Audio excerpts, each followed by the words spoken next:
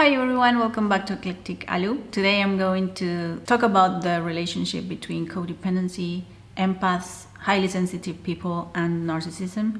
But first I'm going to explain what each, let's say, construct or trait is about. Imagine a continuum. Maybe that will help you understand more these three concepts that are sometimes they're intertwined. Codependency, let's start for the lower side of the spectrum, where codependency is a set of behaviors. Those are behaviors, it's not a disorder. Okay, so it's not a disorder, so that means you can change your behavior, do therapy, and overcome it. As defined by Lane in 1989, fairly new definition, this is a pattern of compulsive behavior that is motivated by a dependence on another's approval. This comes from Alcoholics Anonymous, where they saw that within families and couples, maybe one of them was an enabler. That's the codependent, the enabler of the addictive behavior, such as alcoholism or drug addiction or immaturity or irresponsibility, those kinds of behaviors. We can do that as parents with our kids when we enable certain behaviors of them. So here's the key factor, is that as codependents, people can't stand the negative affect, right? So they can't stand seeing, for example, in our kids' example, when you're setting a boundary with them, those that are hard to set as a parent, but you know that they need it because that's how they grow up and mature. This codependent person may have trouble standing the bad face, the bad look of your kid, the suffering of your kid with the boundary. So the negative affect is what has been proven to be the hardest part for codependency. They can't stand seeing other people suffer. It's like their mirror neurons and all that with empathy involved. They have a hard time because they attach to that a negative outcome. So you could say they fear that's not fear, but they don't want to have a negative outcome because that would have an impact on their self-esteem, on their self-worth. So that's why we say codependents depend on other people to have their self-esteem, self-worth, sense of self-identity. They're putting everything on others, so they depend on other people to mirror them back that approval so that they can feel better. And so that would be the definition of codependency. And those are behaviors, those are compulsive behaviors that they learned from childhood or maybe through circumstances, and they learn to behave like that, and that's what worked for them for a long time until they find that this is not good for them, and that's when they go to therapy and they work on it and they improve, because it's a set of behaviors that you can totally overcome. So, but it involves a lot of self-awareness and of learning about yourself. And so you can move to the other side of the spectrum, which is the mature empath, which is the goal. Maybe you can help others and be there for others, but you have to take care of yourself. So now let's move on to highly sensitive people, right? So have you ever been called, oh, you're too sensitive, come on, you're too sensitive, and that's an excuse for them to tell you stuff like that's not good, right? I can include myself here. Yeah, I've been called this many times, like, you're too sensitive, that's what I get. Yeah. And yeah, as a matter of fact, I am. And I'm quite proud of that. But I've always been like this, like I'm very sensitive to a lot. That I think I know now that I studied this, that that's why one of the reasons why I'm more to the introverted side. Although I'm a social introvert, right? So that's because it's sort of a coping mechanism, because sometimes you just want to hang out with people that you feel comfortable with and that would not require so much of your energy that for things that you really don't want to do. So maybe let's go back to the definition. Highly sensitive people. Okay, person. And so that's HSP. And Dr. Aaron, I'll write it here, Aaron, she defined this very recently. She used an acronym to define the highly sensitive person, and that is DOES, DOS. D is for depth of processing, meaning that they process everything very deeply.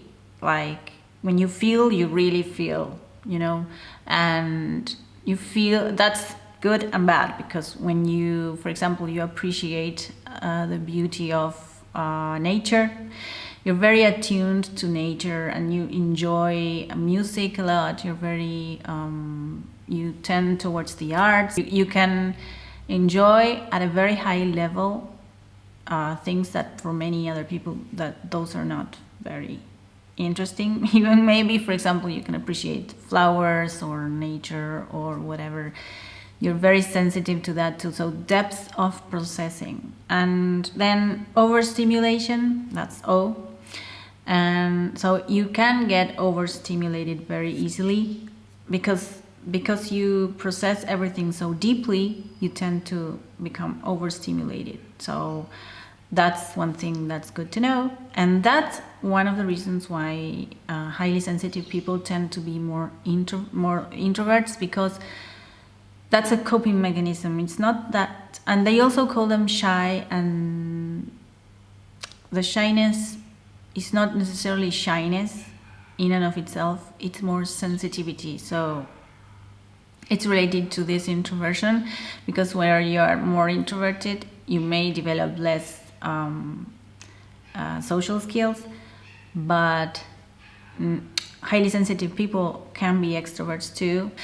And extrovert introvert, because I know I recharge being alone. They need alone time a lot, and they need to recharge that way, right? And be calm, and you know, homebodies and all that, because they tend to feel a lot, depth of processing, and be overstimulated easily, right? When there are crowds and too many people and too much lights and, you know, noises maybe for some.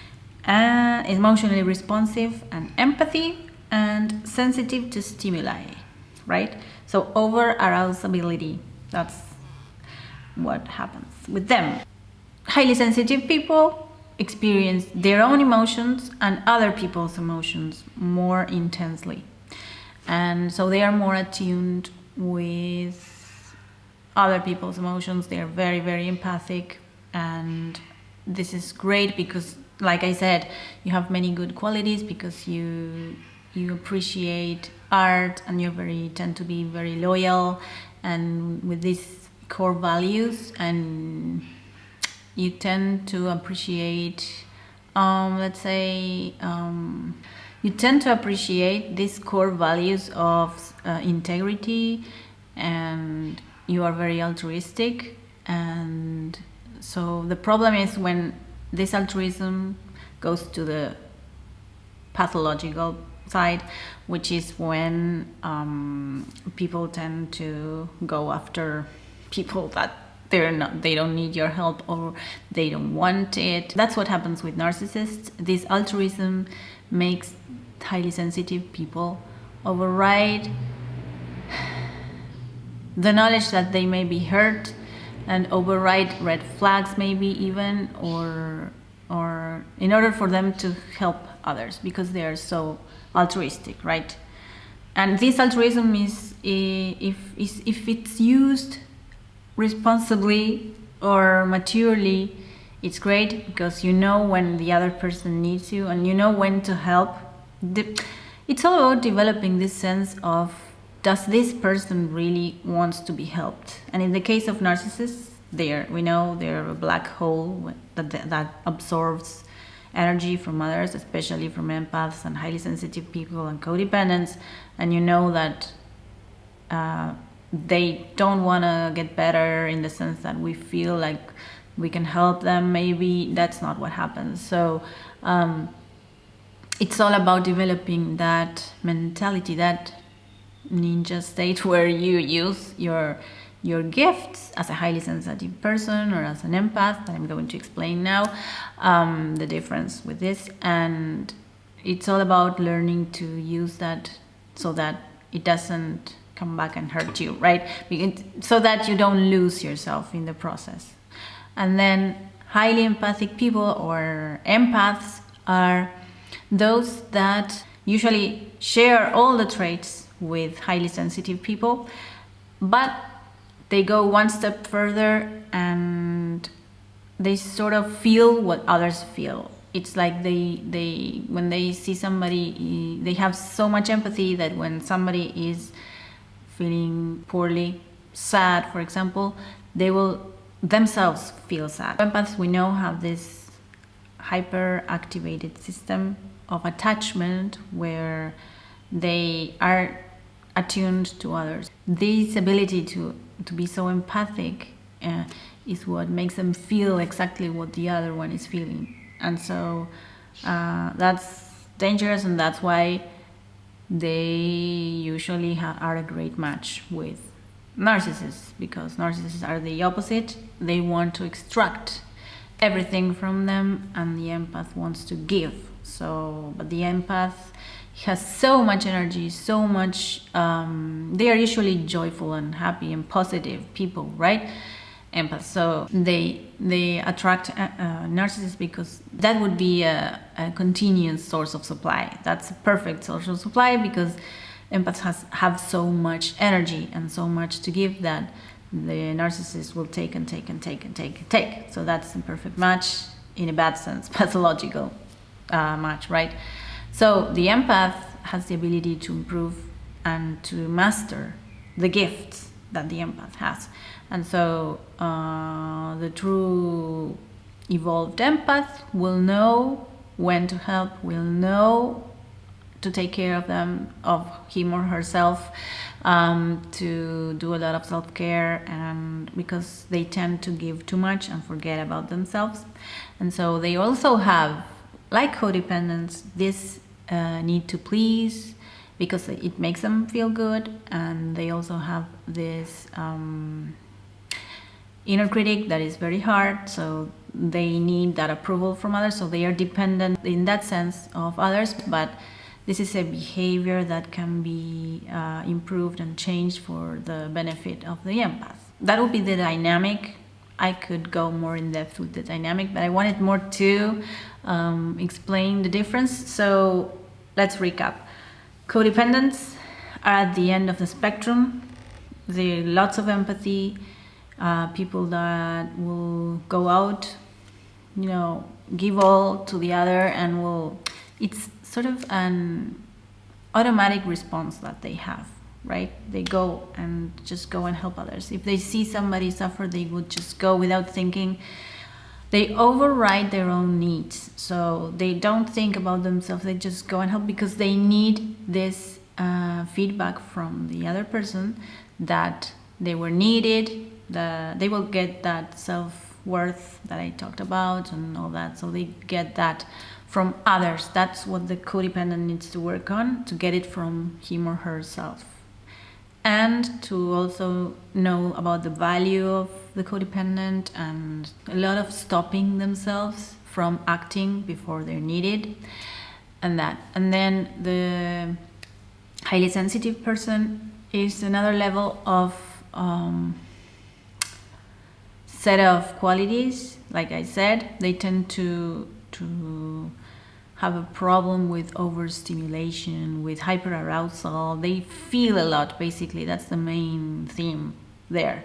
They feel very intensely, and that's great. For example, I was reading about a paper of highly sensitive people in a relationship, and the good parts are great because they give the partner a lot of security, and in the sense that they can talk about anything they want, and they're very intelligent as well, because they're people that tend to learn about things and are constantly curious, and they have this wealth of knowledge and of feelings that back everything they do. So they're very loyal, and that's right. And but they also suffer when they are in big crowds, and so that's when they tend to overstimulate and all that. And they appreciate things deeply and highly, and I think those are gifts. They like to help a lot because they have this altruistic side that is what drives them, right? Because they feel so much that they like to for everybody else to be to feel good, right? Because when they feel bad, they really feel bad, and they're very, very bad. So that's what they need to counteract. And then the empaths would be the HSPs, but with this porous side that they tend to interject everything and feel exactly what the other feels, but really feel it. Like, it's more than empathy. It's like really feeling what the other person is feeling. And they have this, there was one paper that talked about Shakti, which is the Eastern sort of yogi description of this energy, that their energy fields all around us, right? And this is science, it's proven. And so this psychic energy, they feel it and they interject it, and then suddenly they don't feel well, and they don't know why. Maybe it's because they're picking up on things that are happening, because it's all energy and we're all connected. And so don't click out, because that's psychology, okay? And yeah, so that's what they feel. So empaths go a step further, further, and they